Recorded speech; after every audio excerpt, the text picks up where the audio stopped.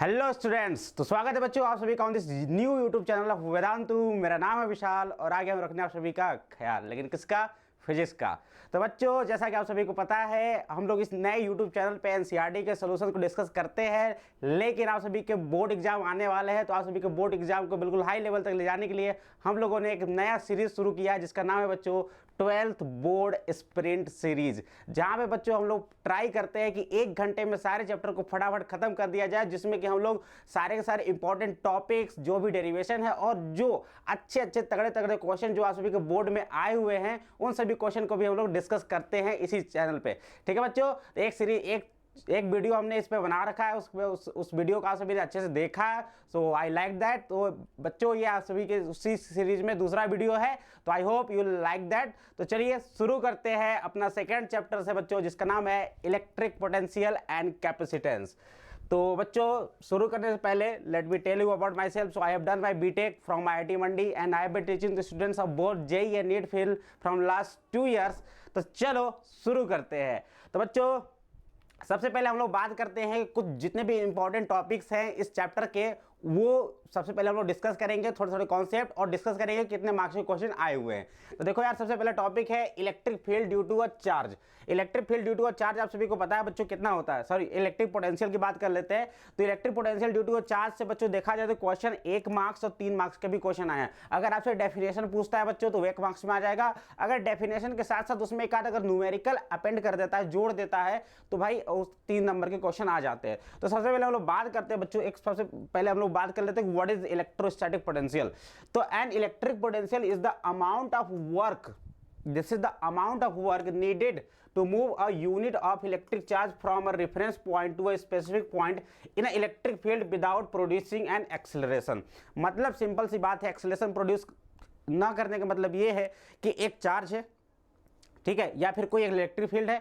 इस electric field में एक चार्ज को एक पॉइंट से दूसरे पॉइंट तक बिल्कुल धीरे धीरे धीरे धीरे मूव कराने में जो वर्क डन किया जाता है ना, वो वर्क डन जो होता है बच्चों इलेक्ट्रोस्टैटिक पोटेंशियल कहलाता है। समझ में आया? तो ये डेफिनेशन याद रखिएगा। जैसे कि बच्चों क्या है कि अपने पास एक बड़ा सा चार्ज है, इसकी वजह से कोई इलेक्ट्रिक फील्ड रहा होगा, राइट। उस इलेक्ट्रिक फील्ड में एक चार्ज Q को अगर आप मूव करा रहे हो एक पॉइंट से दूसरे पॉइंट तक, तो जो वर्क डन होता है बच्चों, वो वर्क डन इलेक्ट्रोस्टैटिक पोटेंशियल में स्टोर हो जाता है, और इसकी वैल्यू होती है बच्चों V = KQ/R, है ना। इस चार्ज की वजह से R डिस्टेंस पे क्या पोटेंशियल होगा, दिस इज KQ/r होता है। ठीक है, चलिए आगे हम लोग बात करते हैं बच्चों की क्या electric potential due two point charge, जो फार्मूला आप सभी ने देखा V = KQ/R, वो आता कैसे है। ठीक है, तो सबसे पहले देखो हम लोग यार बात करते हैं। देखो जरा, अपने पास एक चार्ज Q जो कि पॉइंट O पे रखा हुआ है, इससे R डिस्टेंस पे एक पॉइंट P है, और एक R डैश डिस्टेंस पे बच्चों पॉइंट P डैश है। ठीक है,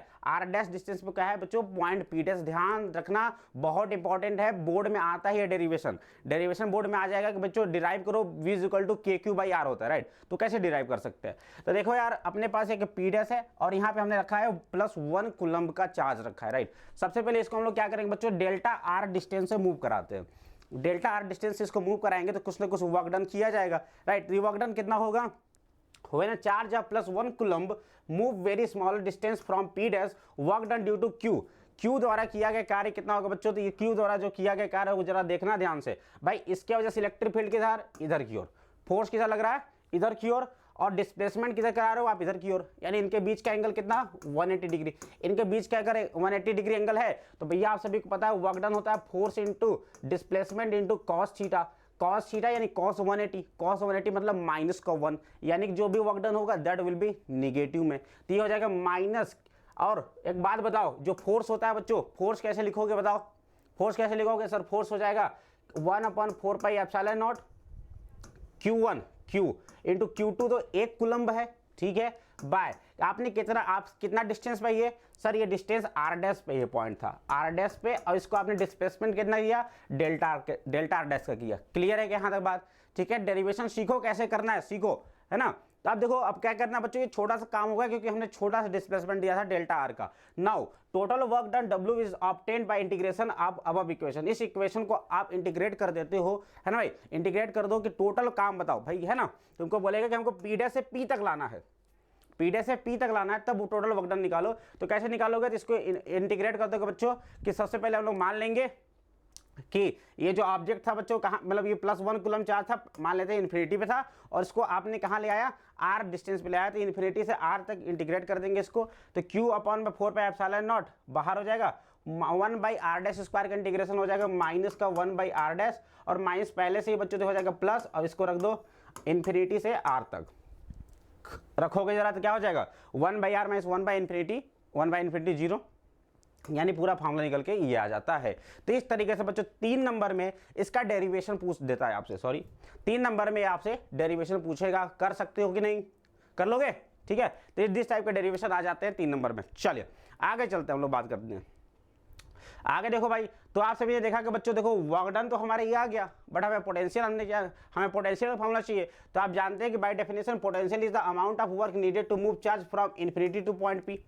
इन्फिनिटी से पॉइंट पी तक लाने में, इन्फिनिटी से ये पॉइंट पी तक लाने में जो वर्क डन हुआ भैया, यही तो वर्क डन हुआ है। अब यही वर्क डन क्या होता है बच्चों, पोटेंशियल के बराबर होता है। This is the work done is equal to potential. और अगर आपसे सिंपल फार्मूला पूछता है, डेफिनेशन पूछता है तो 1 नंबर में, डेरिवेशन पूछ दिया तो 3 नंबर में। कई बार आए हैं सवाल, ऑप्शन आस्क्ड लिखा हुआ है कई बार, ठीक है। हम लोग इस सीरीज में केवल वही चीजें करने वाले जो कि मतलब जिसकी हाई चांसेस, हाई प्रोबेबिलिटी है एग्जाम में आने की, राइट। चलो अगला बात करते हैं बच्चों, electric potential due to dipole axial position. Axial position में डाइपोल की वजह से क्या बात कर लेते हैं बच्चों, हम लोग बात कर लेते हैं इलेक्ट्रिक पोटेंशियल। तो एक डाइपोल है जिसके पास चलता है बच्चों चार्ज +q -q, ये इसका सेंटर हो गया मान लो, और इनके बीच का डिस्टेंस हो गया बच्चों कितना, 2l हो गया, बीच का डिस्टेंस हो गया 2l, ठीक है। अब इससे इसके सेंटर से r डिस्टेंस पे बच्चों क्या है, एक पॉइंट p है। यहाँ पे मुझे बताना है कि what is the electrostatic potential, right. यहाँ पे पोटेंशियल कितना होगा, तो भाई यहाँ पे जो पोटेंशियल होगा Vp वो किसके वजह से होगा, ये तो प्लस चार्ज की वजह से होगा, यानी कि Vp जो होगा वो प्लस चार्ज की वजह से होगा, और दूसरा माइनस चार्ज की वजह से होगा। बोलो भाई होगा कि नहीं होगा, ठीक है सर। ये डिस्टेंस हमने बोल दिया r है, तो जरा बताना प्लस चार्ज की वजह से पोटेंशियल बोलो भाई क्या हो जाएगा, सर ये हो जाएगा KQ बाय डिस्टेंस बताना है, इससे कितना डिस्टेंस है भाई, तो ये L, ये भी L, तो R+L, बोलो भाई R+L, और माइनस की वजह से बताओगे तो क्या हो जाएगा, माइनस का KQ अपॉन में, ये देखो ये है R, ये है L, तो R-L, ये जो डिस्टेंस बचेगा भाई, ये डिस्टेंस कितना होगा, ये R-L ही तो होगा, समझे कि नहीं समझे, ठीक है। प्लस क्या आ जाएगा KQ अपॉन में R-L, राइट, ठीक है। चलिए अब इसको सॉल्व कर लो, सॉरी ये माइनस होगा, है ना, क्या होगा, ये माइनस होगा, क्यों माइनस होगा, क्योंकि निगेटिव चार्ज है, राइट। तो अब इसको सॉल्व कर लेते हैं फटाक से, देखो क्या हो जाएगा, तो KQ कॉमन हो गया अपने पास, ये हो जाएगा बच्चों 1/r+L -1 R-L। इसको सॉल्व कर दिया कितना हो जाएगा, R-L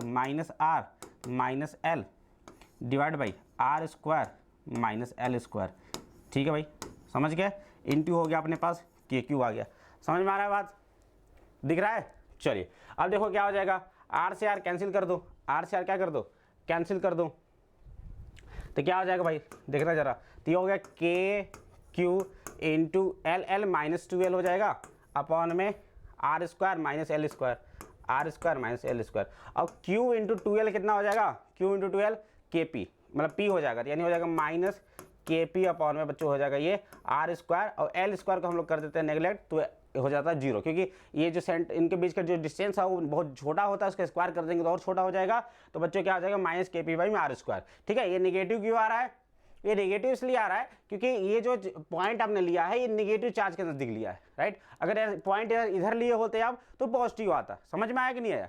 तो एक्चुअली में अगर मॉड देखा जाए तो बच्चों कितना होता है, KP बाई में R² होता है, याद रहेगा, KP बाई में R² रहेगा। एक्सियल पोजीशन का इस तरीके से डेरिवेशन कर सकते हो, सभी लोग कर सकते हैं। चलिए उसी तरीके से अगर हम लोग बात करते हैं बच्चों इक्वेटोरियल पॉइंट के लिए, इक्वेटोरियल पॉइंट में तो बच्चों आप सभी को पता है इक्वेटोरियल पॉइंट में 0 होता है, क्यों, क्योंकि देखो ये हो गया +Q, ये हो गया -Q, ये हो गया इसका सेंटर, और इसके सेंटर से बच्चों एक R डिस्टेंस पे कोई पॉइंट P है, इस पॉइंट पे अगर आप सभी को बताना है कि डाइपोल मतलब कितना पोटेंशियल होगा, तो भैया ये डिस्टेंस और ये डिस्टेंस अपने को चाहिए, राइट। ये है L, ये है L, तो ये हो जाएगा √R² + L², और ये भी हो गया अपने पास √R² + L²। तो इस पॉइंट P पर अपने को पोटेंशियल चाहिए, तो जरा बताना इस पॉइंट P पे पोटेंशियल कितना लिखोगे भाई, potential at P will be what, potential due to plus, अब plus potential due to minus, तो प्लस की वजह से पोटेंशियल कितना सर कितना हो जाएगा बताना जरा, के क्यू बाय बीच का डिस्टेंस कितना,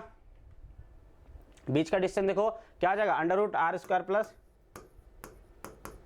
एल स्क्वायर प्लस माइनस की वजह से बताओ, तो हो जाएगा सर माइनस के क्यू अपॉन में डिस्टेंस तो सेम ही है राइट, तो हो जाएगा R square plus L square. अब चूंकि दोनों बराबर है तो दोनों कट जाएंगे, दोनों का वैल्यू कितना हो जाएगा, समेशन 0 हो जाएगा। समझ में आया कि नहीं आया, आ गया भाई समझ में, ठीक है। तो आप सभी को याद रखना है कि इक्वेटोरियल पॉइंट में पोटेंशियल कितना होता है, 0। डेरिवेशन याद रखना 3 नंबर में डेरिवेशन आता है, 3 नंबर में डेरिवेशन आता है, कर सकते हैं। चलिए उस तरीके से अगर जनरल पॉइंट पे अगर बात करते हैं बच्चों, जनरल पॉइंट पे तो आप सभी के लिए अगर मैं बता दूं कि मान लो कोई पॉइंट P है, इसके जनरल पॉइंट एंगल थीटा पे अगर मान लो प्लस क्यू माइनस क्यू हो गया, ये एल हो गया, तो इससे r डिस्टेंस पे कोई जनरल पॉइंट P है यहाँ पर, इस पे अगर मुझे पोटेंशियल चाहिए होता है तो कितना होता है, तो हम लोग क्या करते हैं बच्चों, डाइपोल का 2 कंपोनेंट कर लेते हैं, डाइपोल का 2 कंपोनेंट कर लेंगे, एक कंपोनेंट इसके डायरेक्शन में और दूसरा कंपोनेंट इसके परपेंडिकुलर डायरेक्शन में, तो ये हो जाएगा बच्चों P cos थीटा, ये हो जाएगा अपना P sin थीटा। तो P sin थीटा के लिए क्या हो जाएगा बच्चों, ये देखो P sin थीटा के लिए क्या होगा, P sin थीटा के लिए क्या होगा, ये इक्वेटोरियल पॉइंट क्योंकि परपेंडिकुलर है पॉइंट, तो इसके वजह से कितना हो जाएगा पोटेंशियल देखा जाए तो इस पर कितना हो जाएगा बच्चों, अगर मैं Vp लिखूँ तो लिखोगे क्या, Vp आएगा एक तो एक्सियल की वजह से आएगा, प्लस में दूसरा इक्वेटोरियल की वजह से आएगा। तो भैया एक्सियल वाला देखो, तो एक्सियल की वजह से अभी जस्ट हमने बताया कितना होता है, Kp बाई आर स्क्वायर, कितना होता है Kp बाई आर स्क्वायर, यानी Kp cos theta by R square, क्योंकि P की जगह अपना P cos थीटा है, P की जगह क्या है P cos थीटा, और P sin थीटा की वजह से 0 हो जाएगा क्योंकि P sin थीटा किधर है बच्चों, इक्वेटोरियल में, तो अपना फाइनल आंसर हो जाएगा Kp cos theta by R square. तो याद रखना अगर कोई जनरल पॉइंट पे अगर आपसे पोटेंशियल पूछता है तो this is the value of potential at a general point, याद रहेगा। चलो आगे चलते हम लोग बात करते हैं बच्चों potential due to system of charges. बहुत सारे चार्जेज हैं, उनके वजह से अगर पोटेंशियल की बात किया जाए तो भैया आपको क्या करना है, सारे जितने भी चार्जेज हैं उन सारे की वजह से पोटेंशियल लिख दो और उनको अलजेब्रिकली जोड़ दो, यानी प्लस वाला प्लस, मतलब प्लस और माइनस है, अगर कोई प्लस का चार्ज है तो प्लस लोगे, माइनस का चार्ज है तो माइनस लोगे, राइट। अलजेब्रिकली सबको जोड़ देना है। तो जैसे Q1 है, Q2 है, Q3 है, R1 R2 R3 डिस्टेंस इस पॉइंट से, तो यहाँ पे जो नेट पोटेंशियल होगा वो क्या होगा, KQ1/R1 plus KQ2/R2 plus KQ3/R3 हो जाएगा। समझ में आया कि नहीं आया। तो इलेक्ट्रिक पोटेंशियल जो होता है बच्चों follows the law of superposition, जोड़ दो बस, सुपरपोजिशन मतलब सीधे जोड़ देना है। Hence the potential due to the system of charges is simply addition of all potential.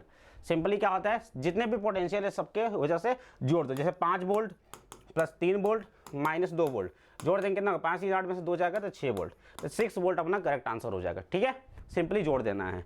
चले इक्वी पोटेंशियल सरफेस की बात कर लिया है बच्चों, क्या होता है, क्वेश्चन आते हैं देखो 1 से 3 नंबर के भी क्वेश्चन आते हैं इस पे, सॉरी 1 से लेकर 3 नंबर का क्वेश्चन आते हैं। क्या होता है जरा समझना। तो equi potential surface is an imaginary surface around the charge configuration. एक चार्ज कॉन्फिगरेशन के चारों तरफ का ऐसा इमेजिनरी सरफेस होता है ना, हुआ the potential is the same, जहां पे पोटेंशियल क्या होता है बच्चों सेम होता है, और equi potential surface for single charge is given. जैसे कि बच्चों आप सभी को पता है कि ये चार्ज है ना, इस चार्ज की वजह से जो इक्वी पोटेंशियल सरफेस होगा वो सर्कल्स होते हैं बच्चों। ये क्या होते हैं, ये देखो सर्कल्स है, तो ये सारे के सारे सर्कल्स क्या है भाई, इक्वी पोटेंशियल सरफेस है। यानी कि इस सर्कल पे किसी भी पॉइंट पे तुम ले लो, हर पॉइंट पे जो पोटेंशियल होगा वो क्या होगा, बराबर होगा। हर पॉइंट पे पोटेंशियल क्या होगा, बराबर होगा। क्यों, आप सभी को पता है क्योंकि पोटेंशियल होता है KQ/R। अगर R बराबर है, डिस्टेंस बराबर है, तो पोटेंशियल भी बराबर ही होगा। अगर हम लोग बात करते हैं बच्चों डाइपोल की वजह से देखा जाए, तो डाइपोल की वजह से जो पोटेंशियल होगा, तो डाइपोल देखो क्या होता है बच्चों, डाइपोल में 2 चार्ज होते हैं, प्लस और माइनस बराबर के चार्ज होते हैं। तो माइनस प्लस, प्लस से आप सभी को पता है इलेक्ट्रिक फील्ड लाइन निकलती है और माइनस में जाकर के एंटर कर जाती है, राइट है ना। तो याद रखना यहाँ पे एक ऐसा लाइन बनता है जहाँ पे पोटेंशियल बच्चों 0 होता है, क्योंकि प्लस की वजह से और माइनस की वजह से पोटेंशियल क्या होगा बच्चों, जोड़ जाएंगे, कहीं न किसी कोई ना कोई ऐसा पॉइंट मिलेगा जहाँ पे पोटेंशियल क्या हो जाएंगे, 0 हो जाएगा, राइट। तो ये जो लाइन है आप सभी को दिख रहा है, इस लाइन पे पोटेंशियल 0 होता है। और जो इक्वी पोटेंशियल सरफेसेस बनते हैं बच्चों कुछ इस टाइप के बनते हैं, इधर की ओर थोड़ा सा ये क्या होता है बच्चों, दबे टाइप के बनते हैं ना, कुछ इस टाइप के बनते हैं। तो ये सरफेस ये होता है बच्चों किसका, डाइपोल का इक्वी पोटेंशियल सरफेस। चले भाई अब हम लोग बात करते हैं पैरेलल प्लेट कैपेसिटेंस की। क्या बात करते हैं बच्चों, पैरेलल प्लेट कैपेसिटेंस की। तो कैपेसिटी मतलब कैपेसिटर मतलब क्या होता है बच्चों, कैपेसिटर एक ऐसा डिवाइस होता है जो कि चार्ज को स्टोर करने का काम आता है ना। तो उसी में अपने पास होता है बच्चों एक पैरेलल प्लेट कैपेसिटर होता है। तो पैरेलल प्लेट कैपेसिटर क्या होता है बच्चों, जिसमें कि हमारे पास 2 पैरेलल प्लेट्स एक पर्टिकुलर डिस्टेंस पे बने रहते हैं, जिसका काम होता है बच्चों चार्ज को स्टोर करना, जिसका काम होता है चार्ज को स्टोर करना। जैसे कि हमारे पास एक पैरेलल प्लेट कैपेसिटर है ऊपर वाला प्लेट, नीचे वाला प्लेट, और उन पे प्लस चार्ज और माइनस चार्ज है ना। तो ये क्या कर रहा है बच्चों, इन लोग इसके बीच, इसको हम लोग क्या कर रहे हैं, इसको यूज कर रहे हैं हम लोग चार्ज को स्टोर करने के लिए। जैसे इसको बैटरी से जोड़ दिया, बैटरी से चार्ज का फ्लो होगा, जा करके इन प्लेट पे बच्चों स्टोर हो जाता है। तो यार देखो, हम लोग कैपेसिटेंस की आप सभी को वैल्यू पता होनी चाहिए कि what is the value of capacitance for the parallel plate capacitor. तो in case of parallel plate capacitor, electric field is localised between the two plates and is uniform throughout, है ना। तो दो प्लेटों के बीच में जो इलेक्ट्रिक फील्ड होता है वो कांस्टेंट होता है, जिसकी वैल्यू आप सभी को पता होगा बच्चों, सिग्मा अपॉन में क्या होता है, एप्सिलॉन नॉट। बोलो भाई, इतना पता है, सिग्मा अपॉन में क्या होता है, एप्सिलॉन नॉट होता है। ठीक है, इनके बीच का डिस्टेंस अगर बच्चों d है, इनके बीच का अगर डिस्टेंस d है, तो आपको इलेक्ट्रिक फील्ड और पोटेंशियल में रिलेशनशिप पता है क्या सर? बिल्कुल पता है। क्या होता है, पोटेंशियल अपॉन में बीच का डिस्टेंस d, पोटेंशियल अपॉन बीच का distance d is equal to क्या हो जाएगा भाई, अपने पास सिग्मा अपॉन एप्सिलॉन हो जाएगा। अच्छा, सिग्मा क्या होता है सर? सिग्मा होता है चार्ज डेंसिटी। क्या होता है? Charge density. तो sigma can be written as sir Q by A into epsilon naught हो जाएगा, is equal to V by D हो जाएगा। समझे कि नहीं समझे? समझ गए। चलिए, तो यहाँ से आप देख सकते हैं बच्चों, Q बाई B कर दो। जब Q बाई V करोगे तो देखो क्या हो जाएगा, epsilon naught A divide by D, और epsilon not by Q by V क्या होता है सर? यही तो कैपेसिटेंस होता है, Q is equal to CV, यही तो होता है कैपेसिटेंस। तो Q is equal to CV, तो यहाँ से C इज इक्वल टू निकल के आ जाएगा एप्सिलॉन नॉट A भाग में D। तो पैरेलल प्लेट कैपेसिटर का जो कैपेसिटेंस होता है वो किस पे डिपेंड कर रहा है? उसके एरिया पे डिपेंड कर रहा है, उसके बीच के डिस्टेंस पे डिपेंड कर रहा है। और अगर कोई मीडियम आ गया, डाइलेक्ट्रिक कांस्टेंट कोई मीडियम आ गया, तो एप्सिलॉन नॉट के साथ लगा देंगे K, और इस तरीके से उसका कैपेसिटी जो होती है बच्चों वो बढ़ जाती है। राइट है। चलिए, 3 नंबर का ये क्वेश्चन आता है, 3 नंबर का क्वेश्चन आता है इस पे डिराइव करने के लिए। चलिए, तो भैया अगर देखो तो C इज इक्वल टू हमने बता दिया कितना, epsilon naught A divide by D होता है। और अगर कोई भी मीडियम रख जाए, कोई भी मीडियम डाल दिया जाए जिसका डाइलेक्ट्रिक कांस्टेंट K है, तो हमारे कैपेसिटेंस जो होता है बच्चों वो इंक्रीज कर जाता है बाई फैक्टर ऑफ K, यानी K गुना हमारा जो है बच्चों बढ़ जाता है। क्या होता है? K गुना बढ़ जाता है। ठीक है, चलो, और उसके साथ साथ अगर कैपेसिटेंस लगा देते हो तो इलेक्ट्रिक फील्ड जो होता है, इलेक्ट्रिक फील्ड K गुना घट जाता है। इलेक्ट्रिक फील्ड क्या होता है बच्चों? K गुना घट जाता है, क्योंकि इलेक्ट्रिक फील्ड बाहर इलेक्ट्रिक फील्ड प्लस से माइनस की डायरेक्शन में है, लेकिन दूसरा वाला जो इलेक्ट्रिक फील्ड है बच्चों प्लस से माइनस, जो डाइलेक्ट्रिक में इंड्यूस जो हो जाता है वो अपोजिट डायरेक्शन में इंड्यूस हो जाता है, जो कि होता है प्लस से माइनस उस डायरेक्शन में। तो जो नेट होगा बच्चों, वो नेट क्या होगा, E माइनस E पोलराइजेशन। भैया E हमारे पास शुरू से था, और पोलराइजेशन की वजह से डाइलेक्ट्रिक में क्या होगा, पोलराइजेशन, उसकी वजह से इलेक्ट्रिक फील्ड जो अपोजिट डायरेक्शन में है, तो नेट इलेक्ट्रिक फील्ड थोड़ा घट जाएगा, उसकी वैल्यू आ जाएगी सिग्मा अपन में एप्सिलॉन नॉट था, अब उसके साथ लगा दो K नीचे, तो K गुना जो है घट गई। क्लियर है, याद रखना। आगे बात करते हैं हम लोग कैपेसिटर इन सीरीज। जब कैपेसिटर बच्चों सीरीज में जोड़ा जाता है, या पहला कैपेसिटर है या दूसरा कैपेसिटर है, तो कैपेसिटर को जब सीरीज में जोड़ा जाता है तो हमने देखा कि जो चार्ज का फ्लो होता है वो दोनों कैपेसिटर में बच्चों बराबर होता है, क्योंकि दूसरा रास्ता तो है नहीं चार्ज के जाने के लिए, तो सेम ही इस रास्ते से जाएगा तो सब में चार्ज बराबर रहेगा। तो जब सीरीज में जोड़ा जाता है तो जो C इक्विवेलेंट निकल के आता है अपना, वो होता है बच्चों 1/C1 plus 1/C2। 1/C equivalent is equal to 1/C1 plus 1/C2, या फिर बहुत सारे हैं तो 1/C1 plus 1/C2 plus dot dot dot 1/CN हो जाता है। ठीक है, याद रहेगा। चलिए, इस तरीके से हम लोग क्या करेंगे, सीरीज में क्या होगा बच्चों, चार्ज बराबर होगा लेकिन वोल्टेज दोनों में अलग अलग होगा, इसमें V1 होगा, इसमें V2 होगा। उसी प्रकार से बच्चों का पैरेलल कनेक्शन की बात किया जाए तो पैरेलल कनेक्शन में क्या होता है, चार्ज अलग अलग फ्लो होता है, चार्ज Q1 और Q2 चार्ज अलग अलग फ्लो हो गया, परंतु दोनों में जो पोटेंशियल होता है बच्चों बराबर होता है, दोनों में पोटेंशियल क्या होता है, बराबर होता है। तो Q इज इक्वल टू जो होगा, जो टोटल चार्ज इस बैटरी से बह रहा होगा वो चार्ज क्या होगा sir, charge is equal to हो जाएगा Q1 प्लस Q2। ठीक है, अब जो चार्ज Q इसमें से बह रहा था वो क्या होगा भाई, CV is equal to Q1 C1 into V1, C1 into V1, V1 कितना होगा, दोनों में बराबर ही वोल्टेज है, तो C1V प्लस C2V।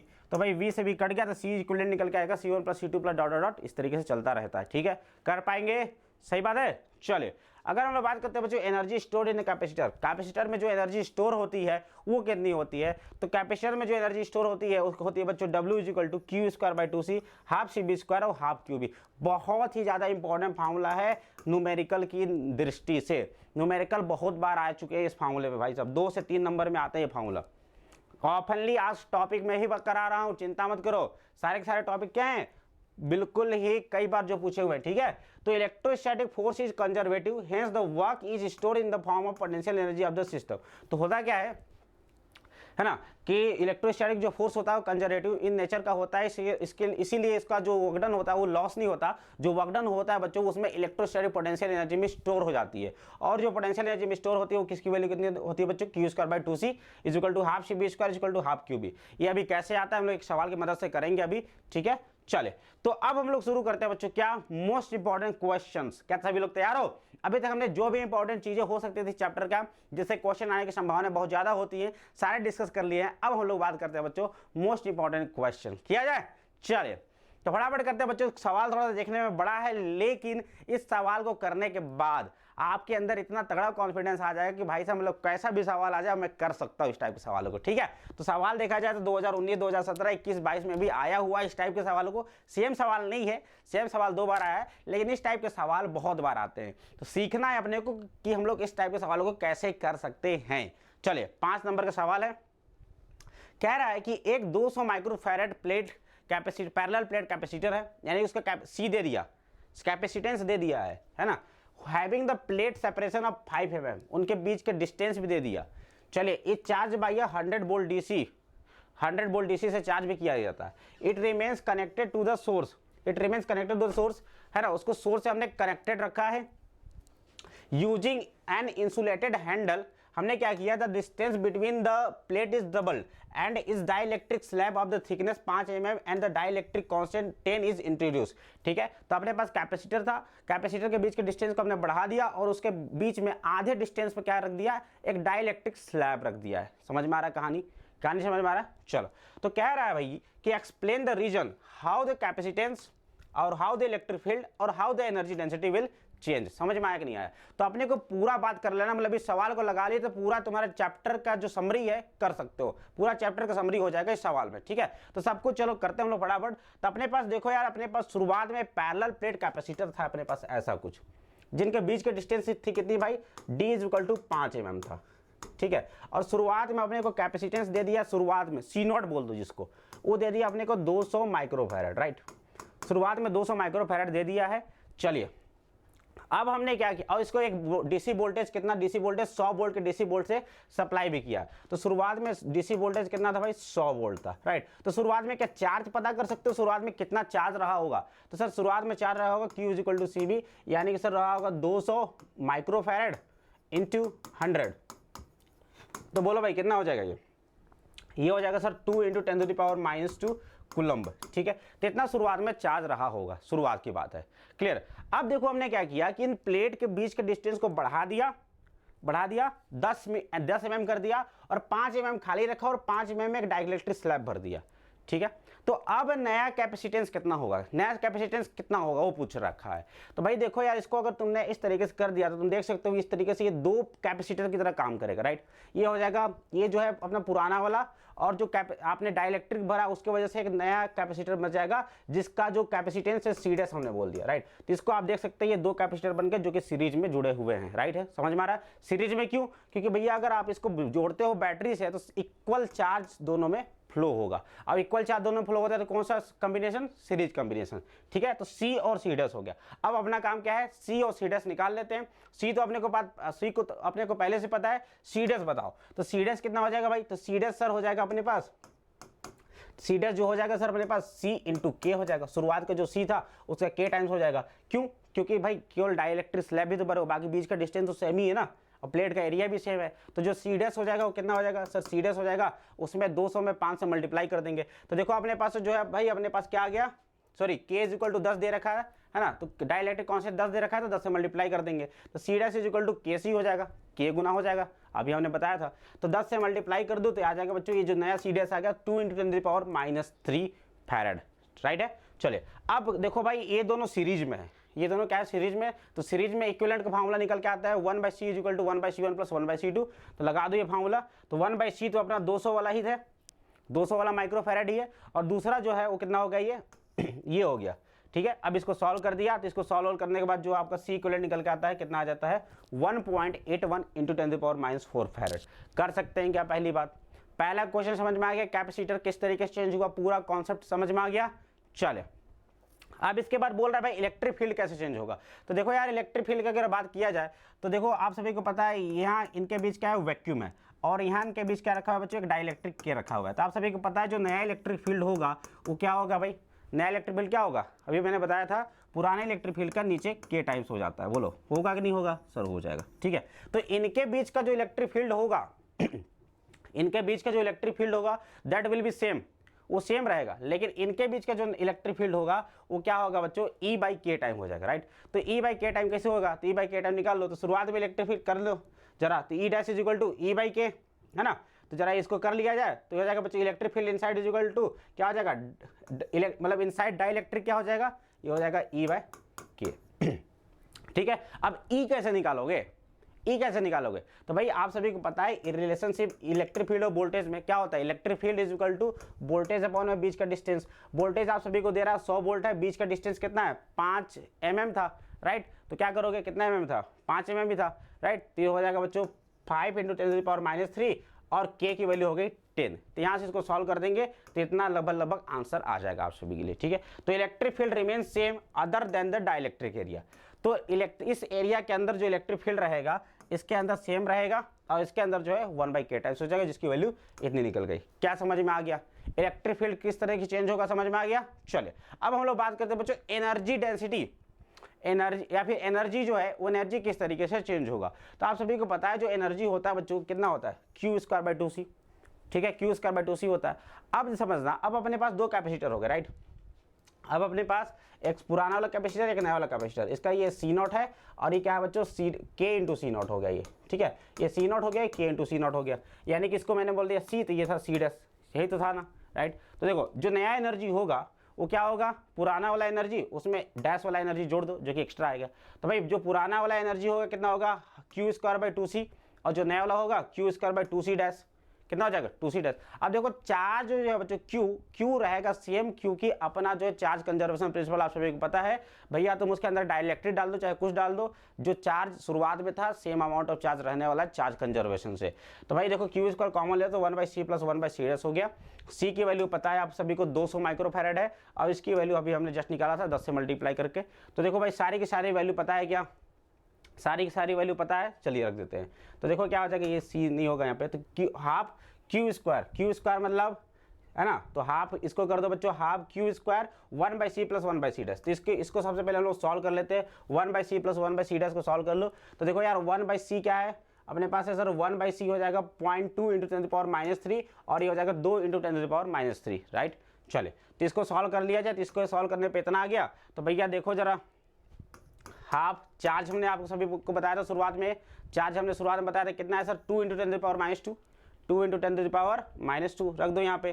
तो कितना हो जाएगा ये सर, ये हो जाएगा अपना Q² यानी 4 × 10⁻⁴, और इसको पूरा रख के सॉल्व कर दोगे तो जो नया एनर्जी आएगा वो लगभग इतना आ जाएगा। समझ में आया, जो नया एनर्जी आएगा इतना हो जाएगा। क्लियर है, तो इस तरीके से आप लोग नया एनर्जी भी निकाल सकते हो। तो आप सभी को समझ में आ गया कि ये सवाल, भाई कॉन्सेप्ट क्लियर हो गया। हमने कैपेसिटेंस देख लिया किस तरीके से चेंज होगा, हमने देख लिया इलेक्ट्रिक फील्ड किस तरीके से चेंज होगा, और हमने देख लिया किस तरीके से एनर्जी डेंसिटी भी चेंज होती है। समझ में आ गया। चले अगला सवाल है बच्चों, बहुत ही अच्छा सवाल, मतलब इस सवाल से आपका कॉन्सेप्चुअल क्लैरिटी बढ़ जाएगी किस तरीके से सर्किट को सॉल्व किया जाता है, कैपेसिटर के सर्किट को किस तरीके से हम लोग सॉल्व कर सकते हैं। चलिए देखा, तो कह रहा है बच्चों की एक नेटवर्क है जिसमें कि 4 कैपेसिटर लगाए हुए बच्चों, C1 C2 C3 C4। ठीक है, चलिए फिगर में जैसा को दिख रहा है, calculate the net capacitance in the circuit. Net, इस सर्किट का नेट कैपेसिटेंस निकालना है सबसे पहली बात। तो उसके बाद कह रहा है कि if the charge in capacitor C1 is 6 microcoulomb, इस पे जो चार्ज है वो 6 माइक्रोकूलम है। ठीक है, तो कह रहा है calculate the charge on the capacitor C3 and C4, इस दोनों पे चार्ज निकालिए।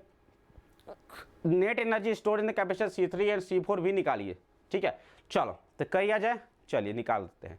सबसे पहले देखो सर्किट बना लो अपना यार। सर्किट देखो क्या देख रहा है, ऐसा है, ऐसा है, इसके बाद यहाँ पे ऐसा लगा दिया आपने, और फिर यहाँ पे ऐसा लगा दिया, और ऐसा, और फिर क्या था, इसको फिर आपने 8 वोल्ट के बैटरी से जोड़ दिया है। ठीक है, चलिए अब सारी की वैल्यू कितनी दे रखी है, 12 4 6 3, 12 microfarad, 4 microfarad, 6 microfarad and 3 microfarad.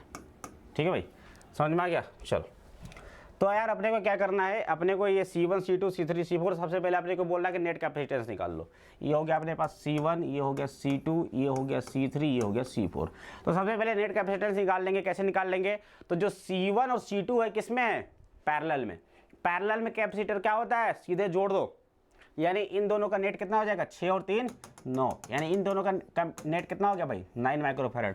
और 9 4 और 12, 9 4 और 12 किस में होगा? सीरीज में हो गए। तो इसके लिए अपने को सॉल्व कर लेते हैं। जो सी इक्विवेलेंट होगा वो क्या होगा सर? 1/12 प्लस 1/4 प्लस 1/9 होगा, राइट। इनका एलसीएम कितना हो जाएगा भाई? एलसीएम होगा 36, ये हो जाएगा 3, ये हो जाएगा 9, ये हो जाएगा 4, तो ये हो जाएगा बच्चों 9 4 13 3 16, यानी 1/C equivalent is equal to हो जाएगा, तो हो जाएगा C equivalent is equal to हो जाएगा 36 डिवाइड बाई 9 3 12 4 16, 4 से कट रहा है, तो हो जाएगा बच्चों 9/4। कितना हो जाएगा?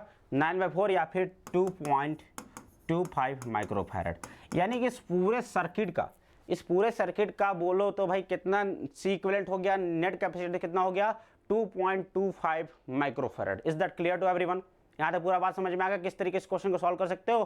ठीक है भाई, चलें आगे चला जाए। देखिए अब देखो अगला क्वेश्चन ये कह रहा था कि अगला क्वेश्चन देखो क्या कह रहा था कि if the charge on the capacitor C1 is 6 microcoulomb, इस पे अगर चार्ज 6 माइक्रोकूलम है तो कह रहा है calculate charge on the capacitor C3 C4 पे चार्ज निकालो। तो देखो हम लोग क्या करते हैं, सब पे चार्ज निकाल देते हैं, सीख जाओ कैसे करना है। तो देखो आपने को बोल रखा है क्या? अपने को बोल रखा है कि इसको चार्ज दिया भाई तुमने कितना? 6 कूलम का। कितना चार्ज दिया? कितना चार्ज दिया भाई? 6 माइक्रोकूलम का चार्ज दिया, ठीक है। तो ये हो जाएगा 6 माइक्रोकूलम का चार्ज हो जाएगा यहाँ पे। चलो तब ध्यान समझना, अगर इसको मैंने 6 माइक्रोकूलम का चार्ज दिया है और ये उसके साथ पैरेलल में जुड़ा हुआ है, तो आपको लगता नहीं है कि जो C1 पे जो वोल्टेज होगा सेम वोल्टेज C2 होगा, क्योंकि C1 और C2 क्या है? पैरेलल में। तो क्या लिखोगे भाई? Hence C1 and C2 are in parallel. किसमें है बच्चों? पैरेलल में। तो क्या होगा? C1 में जो वोल्टेज होगा उस सेम वोल्टेज क्या होगा? C2 में। और वोल्टेज का फॉर्मूला बताओ, कैपेसिटर के वोल्टेज का formula Q is equal to CV से, तो V क्या हो जाएगा भाई? Q/C, यानी कि Q1/C1 इज इक्वल टू बोलो भाई Q2/C2। क्या होगा? क्या हो जाएगा? चलिए अब आपको क्या दे रखा है सर? आपको दे रखा है कि जो Q1 में चार्ज 6 है और C1 की वैल्यू कितनी है? 3 है, इज इक्वल टू Q2। दूसरे पे चार्ज अपने को नहीं पता, लेकिन दूसरे के कैपेसिटेंस अपने को पता है कितना है? 6 है। तो भैया ये कितना हो गया? ये 2 गुणा कर दो तो Q2 इज इक्वल टू हो गया अपने पास 12 माइक्रोकूलम। Q2 कितना हो गया? 12 माइक्रोकूलम, राइट। तो Q2 की वैल्यू आ गई 12 माइक्रोकूलम, इस पे है 12 माइक्रोकूलम, इस पे तुम्हारा कितना? 6 माइक्रोकूलम। तो भाई सर्किट में नेट कितना बह रहा है भाई? 12 इधर चला गया, 6 इधर चला गया, इन दोनों को जोड़ोगे इधर से, है ना? तो ये कहाँ से 12 इधर 6 इधर, तो तुमको लगता नहीं कि 18 माइक्रोकूलम का चार्ज इस पूरे सर्किट में बह रहा है? बोलो 18 माइक्रोकूलम का चार्ज सर्किट में बह रहा है। और ये C4 और C3 क्या है? सीरीज में जुड़े हुए हैं, तो इन दोनों में भी 18 माइक्रोकूलम का ही चार्ज फ्लो होगा। तो समझ में आया कि नहीं आया? तो C4 और C3 में भी सीरीज में जुड़े हुए हैं, तो irrespective of their capacitor value, उनके कैपेसिटर वैल्यू से कोई मतलब नहीं है, सीरीज में जुड़े हुए हैं, तो भैया सेम अमाउंट ऑफ चार्ज बहेगा जो कि 18 माइक्रोकूलम होगा। समझ में आ गया? चलो तो अगला सवाल सॉल्व हो गया। अब देखो उसके बाद क्या रहा है ना, तो इसमें हमने चार्ज निकाल लिया, दोनों पे चार्ज कितना बह रहा है? 18 माइक्रोकूलम बह रहा है। उसके बाद देखो क्या रहा था? Net energy stored in the capacitor C3 and C4 connected in series. भाई C3 और C4 जब सीरीज में कनेक्टेड हैं तो इनके वजह से नेट एनर्जी कितनी स्टोर हुई? तो भैया नेट एनर्जी निकाल लो यार। तो नेट एनर्जी जो होता है क्या होता है बताओ? यूनिट इज इक्वल टू भाई Q²/2C ही तो होता है ना। अब यहाँ पे जो C होगा वो क्या होगा? C होगा इन दोनों का नेट। C क्या होगा? इन दोनों का नेट होगा। और चार्ज तो हमने बता ही दिया 18 माइक्रोकूलम बह रहा है, तो भैया इन दोनों का नेट निकाल लो। C3 और C4 किस में है? सीरीज में। तो 1/12 plus 1/4 is equal to 1/C equivalent. बोलो भाई इज इक्वल टू क्या हो जाएगा? 1/C इक्विवेलेंट हो जाएगा। समझ में आ रहा है क्या? 1/C equivalent. इसको सॉल्व कर दिया तो कितना हो जाएगा ये? सर ये हो जाएगा अपने पास C इक्विवेलेंट 3 आ जाएगा। कितना आ जाएगा? C इक्विवेलेंट आ जाएगा 3 माइक्रोफैरड। कर सकते हैं। C इक्विवेलेंट कितना आ जाएगा? 3 माइक्रोफैरड। अरे देख लो भाई 12 LCM हो जाएगा 1 3 कितना 4 हो जाएगा, 4 से 12 डिवाइड करो 3 ही तो आएगा। तो जो नया कैपेसिटर मतलब जो इन दोनों का इक्विवेलेंट कितना आ गया? 3 आ गया। ठीक है तो रख दो फार्मूला में। 18 का चार्ज बह रहा है यानी 18 के स्क्वायर, बोलो 18 के स्क्वायर सर 18 इंटू 18 हमको नहीं पता सर, इंटू 2 इंटू सी की वैल्यू, सी निकाला ना, कितना आ गया 3, काट दो, 3 दूना 6, 6 दिया 18, यानी 18 दिया 54 माइक्रोजूल। आंसर कितना 54 माइक्रोजूल। आंसर कितना आ जाएगा भाई 54 माइक्रोजूल। क्यों सर माइक्रोजूल में क्यों भाई, चार्ज तुम्हारा माइक्रो कूलम में, 2 बार करोगे तो माइक्रो स्क्वायर होगा, और नीचे माइक्रो फैराड है, एक माइक्रो से एक माइक्रो स्क्वायर कटेगा तो माइक्रो में तो आंसर आएगा, तो क्या हो जाएगा 54 माइक्रोजूल। भाई सब समझ में आया कि नहीं आया? तो इस टाइप के सवालों कैसे कर सकते हैं, समझ में आ गया है ना? चार्ज निकालने समझ में आ गया क्या? बहुत ही आसान सा सवाल था, थोड़ा सा कॉन्सेप्चुअल क्लैरिटी रखो पैरेलल और सीरीज का, बाकी सारे सवाल उठ जाएंगे। भाई साहब 5 नंबर का सवाल है, 2019 में आया हुआ, ये कर पाओगे? चलो आगे चला जाए, आगे चला जाए भाई। अगला सवाल देखो क्या कह रहा है, अगला सवाल देखो क्या रहा है बच्चों, find the potential energy of the system. पूरे सिस्टम के पोटेंशियल एनर्जी बताइए। चलिए 2 सिस्टम है अपने पास ए बी, उसके बाद क्या रहा है, find the amount of work done required to separate the system. 5 number का सवाल है, 2018 में आया हुआ है, 2018 में हुआ है, 5 नंबर का सवाल है। तो ध्यान से देखो यार, अपने को कह रहा है कि अपने पास 2 सिस्टम दे रखे हैं, पहला सिस्टम दूसरा सिस्टम। तो भैया अब क्या है कि अब पहले सबसे पहला सवाल बोल रहा है कि दोनों की पोटेंशियल एनर्जी बता दो। तो पोटेंशियल एनर्जी क्या होता है बताओ सर? होता है के Q1 Q2 बाई आर। याद है कि नहीं याद है सर? पोटेंशियल एनर्जी का फॉर्मूला होता है सर के Q1 Q2 by are. 2 charge की वजह से पोटेंशियल एनर्जी हमेशा 2 चार्ज की वजह से निकलती है। तो भैया अपने पास कितने चार्ज हैं? 4। कितने चार्ज हैं? 4 चार्जेज है। तो इन चारों चार्जेज का कॉम्बिनेशन लेना पड़ेगा, इसका इसके साथ, इसका इसके साथ, इसका इसके साथ, फिर इसका इसके साथ, इसका इसके साथ, है ना? तो टोटल कितने कॉम्बिनेशन बनेंगे? तो सर टोटल कॉम्बिनेशन बनता है n इंटू एन माइनस 1/2, यानी कि 6 इंटू, अरे सॉरी 4 है ना, 4 चार्ज है राइट। तो क्या हो जाएगा 4 इंटू 3/2, यानी 4 के 12, यानी 6, टोटल 6 कॉम्बिनेशन बनेंगे। टोटल 6 कॉम्बिनेशन बनेंगे, गिनवा दूँ क्या? जी सर गिनवा दो। 1 2 3, ठीक है। उसके बाद 4 5, उसके बाद इसका इसके साथ 6। अब इसका इसके साथ मत काउंट कर लेना, वही सेम ही चीज़ तो आ जाएगा, ठीक है। तो टोटल 6 कॉम्बिनेशन बनेंगे, ठीक है। तो 6 कॉम्बिनेशन में लिख लोगे भाई, क्या लिखोगे? U इज इक्वल टू क्या लिखोगे? इसका इसके साथ के बाहर कर लो, इसका इसके साथ कितना हो जाएगा? क्यू क्यू बटे में बीच का डिस्टेंस अगर ए दिया है तो क्यू क्यू बाई ए, उसके बाद क्यू स्क्वायर बाई √2a। इस तरीके से देख सकते हो, तो अपने पास पूरा कॉम्बिनेशन हो जाएगा भाई। तो देखो जरा Q by A, Q by A और क्यू बाई ए, तो इस तरीके से टोटल 6 कॉम्बिनेशन बनेंगे। 1 2 3 4 5 6, और 2 कॉम्बिनेशन बनेंगे किसके वजह से? 2 कॉम्बिनेशन बनेंगे भैया इसका इसके वजह से और इसका इसके वजह से, ठीक है। तो देखो जरा, तो ये हो जाएगा अपने पास क्यू बाई √2 या क्यू बाई √2 है, तो ये हो जाएगा अपने पास पूरा सॉल्व कर दिए तो इतना आ जाएगा, सबको जोड़ जाड़ दोगे तो इतना आंसर आ जाएगा। तो ये हो जाएगा बच्चों टोटल पोटेंशियल एनर्जी इस पूरे सिस्टम की, इस पूरे सिस्टम की टोटल पोटेंशियल एनर्जी कितनी हो जाएगी सर? इतनी हो जाएगी। उसी प्रकार से अपने पास दूसरा सिस्टम दे रखा है, इसका पोटेंशियल एनर्जी बताओ जरा, इसका पोटेंशियल एनर्जी बता सकते हो सर? 3 कॉम्बिनेशन बनेंगे, इसका इसके साथ, इसका इसके साथ, इसका इसके साथ। बोलो भाई कितना होगा सर? के तो बाहर ही कर दो। चलो Q into 2Q, Q into 2Q by L plus 2Q into -4Q by में L और Q इंटू -4Q बाई में L। तो बाई K बाई L तो बाहर ही कर दो, क्योंकि बीच का डिस्टेंस तो कांस्टेंट ही है। तो कितना होगा? Q into 2Q, Q into 2Q plus 2Q into -4Q, तो कितना हो जाएगा ये? 2Q into 4Q। उसके बाद -4Q इंटू Q, यानी कि हो जाएगा -4Q इंटू Q। क्लियर है? चलिए तो देखो बच्चों होगा 2Q स्क्वायर, उसके बाद ये होगा 4 दूना 8 Q स्क्वायर, और ये हो गया -4Q स्क्वायर, राइट। तो कितना हो जाएगा अपने पास? तो ये हो जाएगा सर 8 4 12 में से 2 जाएगा तो हो जाएगा -10। कितना हो जाएगा सर? ये हो जाएगा -10 Q स्क्वायर अपॉन में 4 pi epsilon not into L। तो ये हो जाएगा बच्चों इस पूरे सिस्टम की पोटेंशियल एनर्जी। लिख पाएंगे? सवाल आए हुए हैं, 2018 में सवाल आया हुआ है 5 नंबर में, लिख पाओगे? चलो, तो दोनों के पोटेंशियल एनर्जी निकल गई, इसकी भी निकल गई, इसकी भी निकल गई।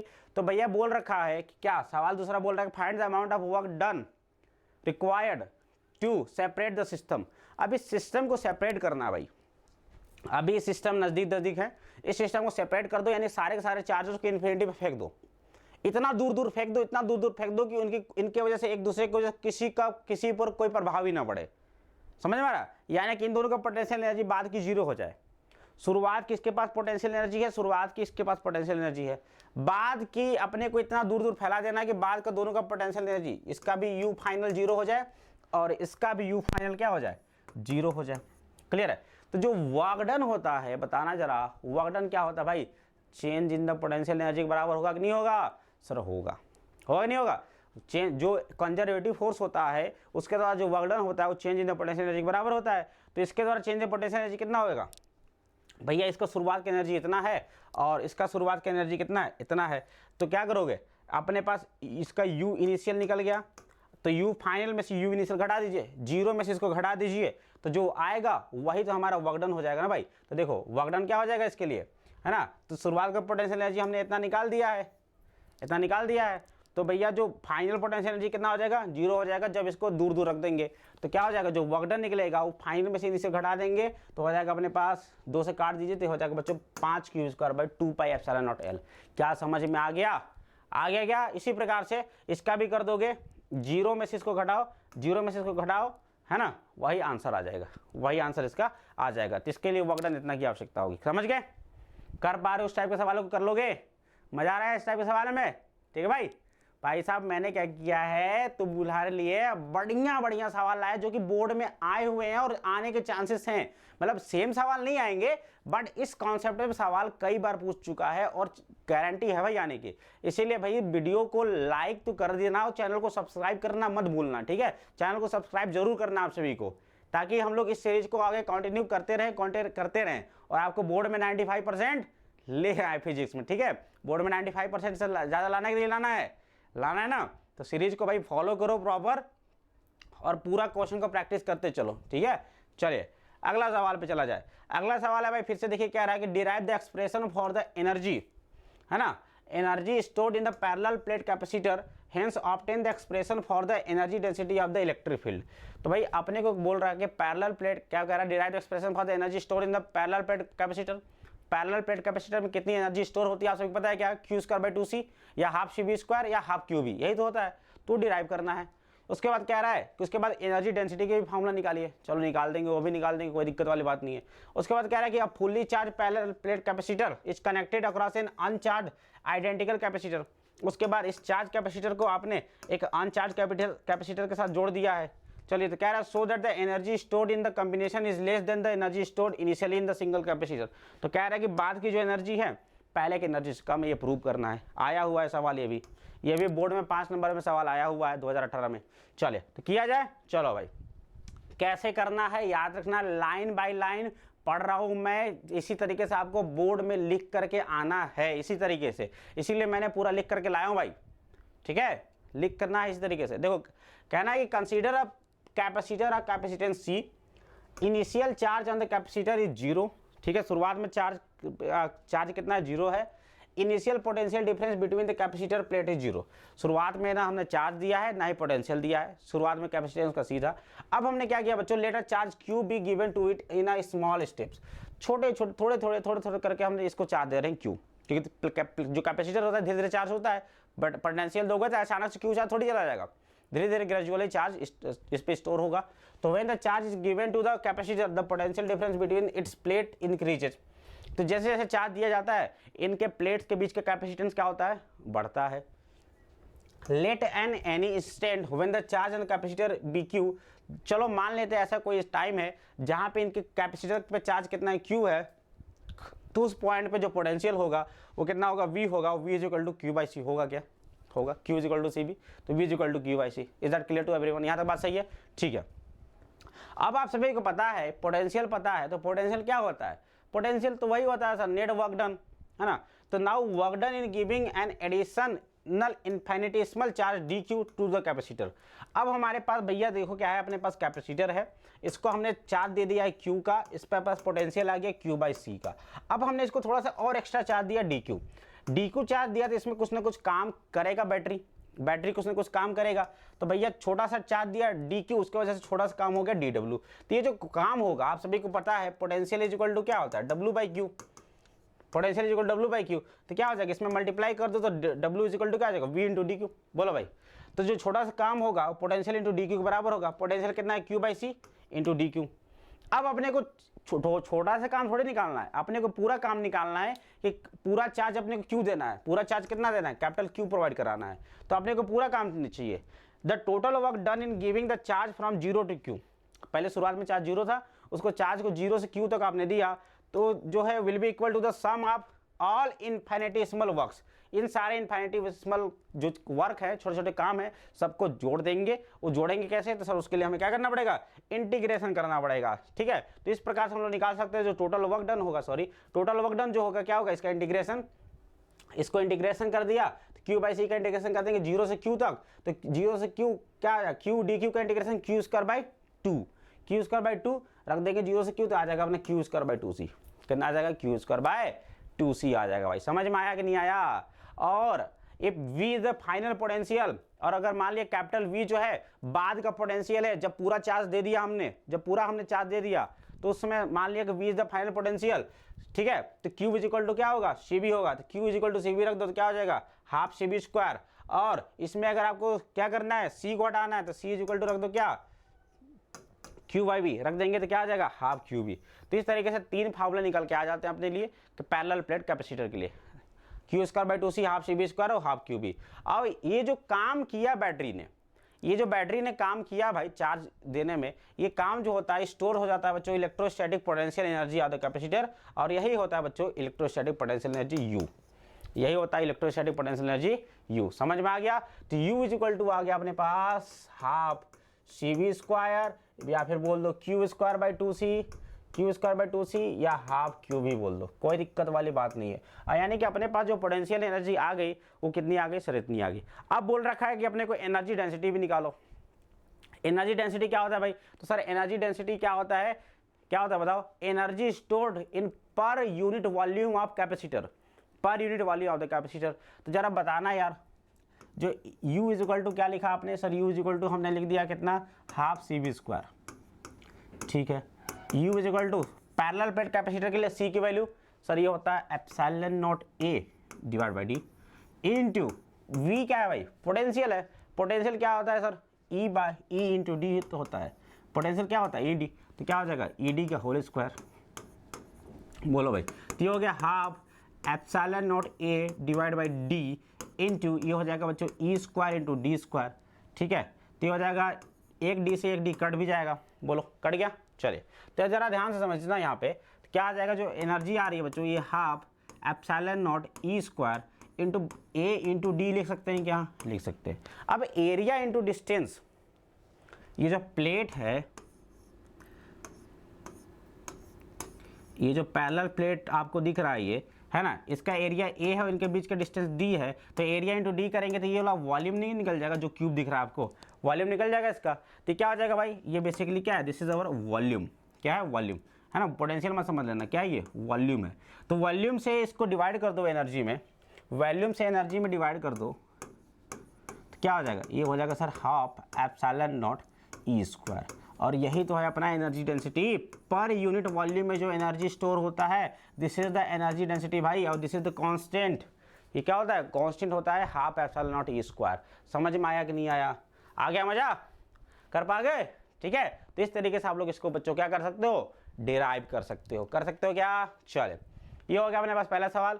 उसके बाद क्या रहा बच्चों की, अब fully charge parallel plate capacitor is connected across N अनचार्ज identical capacitor.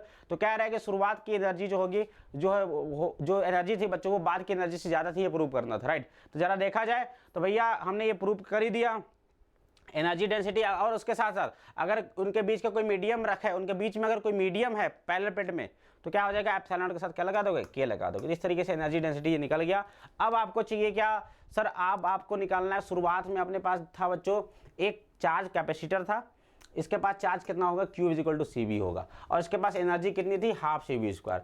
अब आपने क्या किया, इस चार्ज कैपेसिटर के साथ में, इस चार्ज कैपेसिटर के साथ में एक अनचार्ज कैपेसिटर लगा दिया, दोनों का C जो है बराबर ही है ना, लेकिन यहाँ पे चार्ज Q था और यहाँ पे चार्ज शुरुआत में Q इज इक्वल टू 0 था, राइट। चलिए तो भैया इन दोनों को अगर आपने जोड़ दिया, इन दोनों पैरेलल प्लेट कैपेसिटर को अगर जोड़ दिया, तो इसमें क्या होगा, चार्ज का फ्लो होगा और तब तक होगा जब तक कि दोनों का पोटेंशियल बराबर ना हो जाए। तो दोनों के जब तक पोटेंशियल बराबर ना होगा तब तक दोनों क्या होगा बच्चों, चार्ज फ्लो होगा। कहाँ से कहाँ होगा, इससे इसमें चार्ज का फ्लो होगा। ठीक है, तो इससे इसमें अगर चार्ज का फ्लो होगा भैया तो जरा ध्यान समझिएगा, ये दोनों का सी बराबर है, इस पर पोटेंशियल है V1, इस पर पोटेंशियल है V2 मान लो, क्योंकि बाद में पोटेंशियल बराबर ही हो ही जाएंगे। तो C1, तो शुरुआत में चार्ज बताना जरा, मतलब इसमें चार्ज कितना है, Q = CV1 और Q2 कितना हो जाएगा, CV2 हो जाएगा। तो अप्लाइंग कंजर्वेशन ऑफ चार्ज अगर लगा दो तो शुरुआत में चार्ज कितना था, Q था, बाद में चार्ज कितना होगा, Q1 + Q2 हो गया। तो भाई शुरुआत में चार्ज था अपने पास Q = CV था ना इतना, और बाद में कितना हो गया sir, CV1 + CV2। But V1 V2 भी तो बराबर है, V1 V2 भी तो बराबर है, राइट। तो जो नया पोटेंशियल सी कॉमन काट दो तो जो नया पोटेंशियल निकलेगा वो कितना हो जाएगा, आधा आधा। यानी कि जो दोनों का नया पोटेंशियल है बच्चों वो कितना हो गया, आधा आधा हो गया। पहले के पोटेंशियल का आधा आधा हो जाएगा, राइट। अब पोटेंशियल आधा आधा हो गया तो एनर्जी बताओ, एनर्जी होगा हाफ CV², हाफ C तो C ही है, और V कितना हो गया भाई, V/2 हो गया का होल स्क्वायर। तो एनर्जी कितना हो गया, 1/4 × हाफ CV²। तो भाई देखो पहले की तुलना में एनर्जी जो हो गई वो कितनी हो गई, 1/4 गुना हो गया। क्या हो गया, पहले की तुलना में जो एनर्जी हो गया वो कितना हो गया भाई, है ना। मतलब यहाँ पे देखो, है ना, तो ये पहले की एनर्जी कितनी हो गई सर, पहले की एनर्जी हो गई देखो 4 × 8 कर दो, कितना हो गया ये 1/8 CV², और इसकी भी एनर्जी कितनी होगी 1/8 CV²। और अगर इन दोनों को जोड़ देते हो 1/8 दोनों को जोड़ दिया, टोटल एनर्जी देखा जाए तो टोटल एनर्जी हो गया भाई 1/4 CV²। तो भैया पूरा पहले एनर्जी कितना था, हाफ CV², अब एनर्जी कितनी हो गई 1/4 CV², यानी कि एनर्जी जो है बच्चों 50% घट गई, 50% घट गई। और यही हमें प्रूव करना था कि नहीं करना था, ठीक है। तो भाई अच्छे अच्छे सवाल हैं, तगड़े तगड़े सवाल हैं, प्रैक्टिस जरूर करना इनको, गारंटी देता हूँ मजा आ जाएगा। मतलब इसी टाइप से भाई हर चैप्टर का अगर तुमने सवाल बना लिया ना तो भाई इतना कॉन्फिडेंस तुमको आ जाएगा कि बोर्ड में कैसा भी सवाल है तुम करके आ ही जाओगे, ठीक है। चला जाएगा। अगला सवाल है भाई 3 नंबर का 2016 का। देखिए क्या कह रहा है कि define an equipotential surface, equipotential surface को डिफाइन कीजिए। उसके बाद देखिए कह रहा है कि ड्रॉ इक्विपोटेंशियल सरफेसेस किसके लिए, इन case of a single point charge and in a constant electric field in a Z direction. ठीक है, तो अपने पास सबसे पहले डिफाइन करो भाई ये इलेक्ट्रोपोटेंशियल सरफेस क्या होता है, सॉरी इक्विपोटेंशियल सरफेस क्या होता है। तो ऐसा सरफेस, ऐसा इमेजिनरी सरफेस जिसके हर एक पॉइंट पर इलेक्ट्रोस्टैटिक पोटेंशियल बराबर होता है उसको हम लोग बोलते हैं इक्विपोटेंशियल सरफेस। उसके बाद ड्रॉ करना इक्विपोटेंशियल सरफेस चार्ज के लिए। तो एक पॉइंट चार्ज के लिए पोटेंशियल सरफेस कैसा होता है बच्चों, तो मैंने आप सभी को बताया था अगर चार्ज यहाँ पे है तो सारे के सारे क्या होते हैं, कॉन्सेंट्रिक सर्कल्स होते हैं। तो ये होता है बच्चों इक्विपोटेंशियल सरफेस किसके लिए, पॉइंट चार्ज के लिए। कैसा होता है, पॉइंट चार्ज के लिए। और जो इलेक्ट्रिक फील्ड होता है बच्चों वो इलेक्ट्रिक फील्ड क्या होते हैं, ये सारे इलेक्ट्रिक फील्ड लाइन्स है। तो ये सारे electric field line equipotential surface के परपेंडिकुलर होते हैं। क्या होते हैं, परपेंडिकुलर होते हैं। उसके बाद देखो क्या रहा है कि in constant electric field Z direction, जब constant electric field Z direction में है तब बताइए इक्विपोटेंशियल सरफेस कैसा होगा। तो मान लो कि ये जेड डायरेक्शन हो गया, इस जेड डायरेक्शन में ऊपर की ओर अपना क्या है, इलेक्ट्रिक फील्ड है। तो जो इक्विपोटेंशियल सरफेसेस होंगे वो क्या होंगे, प्लेन्स होंगे। इन सारे प्लेन्स पे जो पोटेंशियल होगा बच्चों क्या होगा, बराबर होगा। इक्विपोटेंशियल सरफेस के लिए कैसा होगा, प्लेनर होगा। The electric field due to single charge is not constant. ठीक है, इलेक्ट्रिक फील्ड जो होता है सिंगल चार्ज के लिए कांस्टेंट नहीं होता। This is the reason why the equipotential surface about a single charge is not equidistant and tangential and the potential vary inversely with the radius. जो potential होता है वो रेडियस के inversely proportional होता है। लेकिन इस केस में क्या होता है बच्चों, पोटेंशियल जो है बराबर है हर जगह। क्लियर है, चले। और अगला सवाल था बच्चों क्या कर रहा था कि क्या इलेक्ट्रिक फील्ड लाइन जो होते हैं, इलेक्ट्रिक फील्ड लाइन होता है क्या इक्विपोटेंशियल सरफेस के पैरेलल हो सकते हैं। तो भाई कभी ऐसा नहीं हो सकता, क्योंकि आप सभी को पता है कि इक्विपोटेंशियल सरफेस जो होता है, जैसे इक्विपोटेंशियल सरफेस है, इसके सारे पॉइंट पे क्या जो पोटेंशियल है वो बराबर है। पोटेंशियल बराबर है तो जो भैया जो वर्क डन होगा वो क्या होता है। सर एक बात बता रहा हूँ कि W/Q = V होता है कि नहीं होता, होता है। तो जो W वर्क डन होता है वो क्या होगा सर, दोनों पॉइंट के बीच का जो पोटेंशियल होगा इनटू चार्ज Q। ठीक है, तो भैया इस पॉइंट पे, इस सरफेस पे सारे पॉइंट में पोटेंशियल बराबर है, यानी चेंज इन पोटेंशियल कितना होगा, 0 होगा। यानी कि एक चार्ज को इक्विपोटेंशियल सरफेस पे एक पॉइंट से दूसरे पॉइंट पे ले जाने में कोई भी काम नहीं करना पड़ेगा, राइट। और अगर आप बोल रहे हो कि मान लो कि आपका जो इक्विपोटेंशियल सरफेस है वो क्या है, टेंजेंशियल है, सॉरी इलेक्ट्रिक फील्ड जो है वो टेंजेंशियल है। भैया इलेक्ट्रिक फील्ड अगर टेंजेंशियल है तो आपको लगता नहीं है कि इसमें चार्ज को अगर हम लोग एक पॉइंट से दूसरे पॉइंट पे मूव करा रहे हैं तो जो चार्ज को हम लोग एक पॉइंट से दूसरे पॉइंट में मूव करा रहे हैं तो वर्क डन कुछ ना कुछ होगा। क्यों? क्योंकि अगर चार्ज को एक पॉइंट से दूसरे पॉइंट में मूव करा रहे हो तो क्या होगा भैया, उस पर लगेगा फोर्स, क्योंकि इलेक्ट्रिक फील्ड है, इलेक्ट्रिक फील्ड है तो लगेगा फोर्स, फोर्स लगेगा तो कुछ ना कुछ वर्क डन हो ही जाएगा। तो इसके कॉन्सेप्ट्स का तो कंट्राडिक्शन हो गया, राइट? तो ऐसा पॉसिबल नहीं है। तो electric field can not exist tangential to the equipotential surface, if it happen then a charge particle will experience a force, ठीक है, along the tangential line and can move along it, ठीक है। और as a charge particle can move only due to the potential difference, भाई जैसे तुम इस tangential surface पर अगर चार्ज को अगर कोई फोर्स लग रहा है, चार्ज क्या होगा, मूव करेगा, है ना। और चार्ज क्यों मूव करेगा? चार्ज हमेशा मूव करता है पोटेंशियल डिफरेंस की वजह से, राइट। तो भैया पोटेंशियल डिफरेंस तो है नहीं और तुम चार्ज को कैसे मूव करा दिए? चार्ज तो मूव भी नहीं होगा, है ना। तो along the direction of the charge potential and this is the contradiction the concept of equipotential surface. तो ये था बच्चों आप सभी के लिए तगड़े तगड़े सवालों का कलेक्शन, तगड़े तगड़े डेरिवेशन और तगड़े तगड़े कॉन्सेप्ट का रिवीजन। तो उम्मीद करता हूँ बच्चों ये चैप्टर आप सभी को बहुत मजे से समझ में आ गया होगा, तगड़े तगड़े अपने सवाल भी किए हुए, ठीक है बच्चों। तो मिलते हैं हम लोग नेक्स्ट सेशन में, और तब तक के लिए भाई साहब क्या करना है, इस चैनल को सब्सक्राइब कर देना यार। चैनल को हम लोग को बहुत आगे तक ले जाना है ना। चैनल को हम लोग बहुत आगे तक ले जाएंगे। वीडियो को शेयर जरूर कर देना, वीडियो को लाइक जरूर कर देना, ठीक है। और चैनल को आगे बढ़ाना आप सभी का काम है। तो भैया चैनल को सब्सक्राइब कर देना। इसी तरीके आपके लिए सारे सब्जेक्ट के भी इस तरीके वीडियो आने वाले हैं। तो स्टे ट्यून्ड, मिलते हैं नेक्स्ट चैप्टर में। तब तक के लिए बाय बाय, टेक केयर, पढ़ते रहो।